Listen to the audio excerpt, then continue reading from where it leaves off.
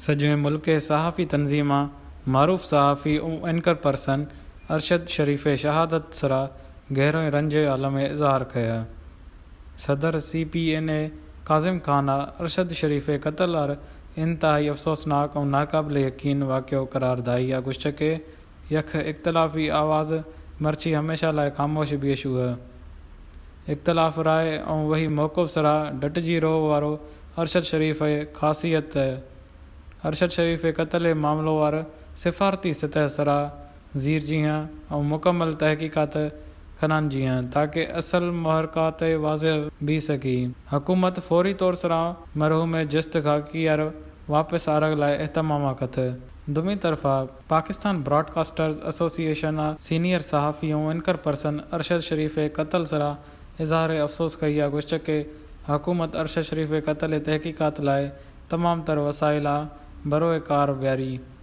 Anchor person Arshad Sharif family इज़हार ताज़ियत खनंग आंदा Pakistan Federal Union of Journalist सहाफ़ी अरशद शरीफ़ क़त्ल ख़िलाफ़ सोग ऐलान कई आहे कातिलार मंज़र आम आरग लाइ मुतालबो कया।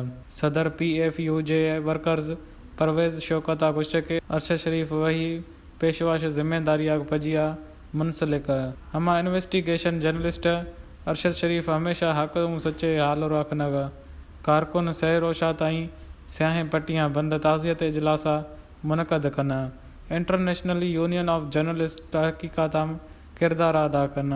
Association of Electronic Media Editors and News Directors मुतालबो कया कि हुकूमत सहाफ़ी और एंकर पर्सन अरशद शरीफ़ क़त्ल मुकम्मल तहक़ीक़ात खत।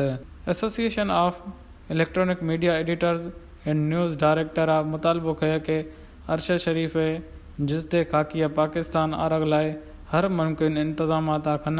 पाकिस्तानी वज़ारत ख़ारजा कीनिया पुलिस बयान शफ़ाफ़ तहक़ीक़ात खनात।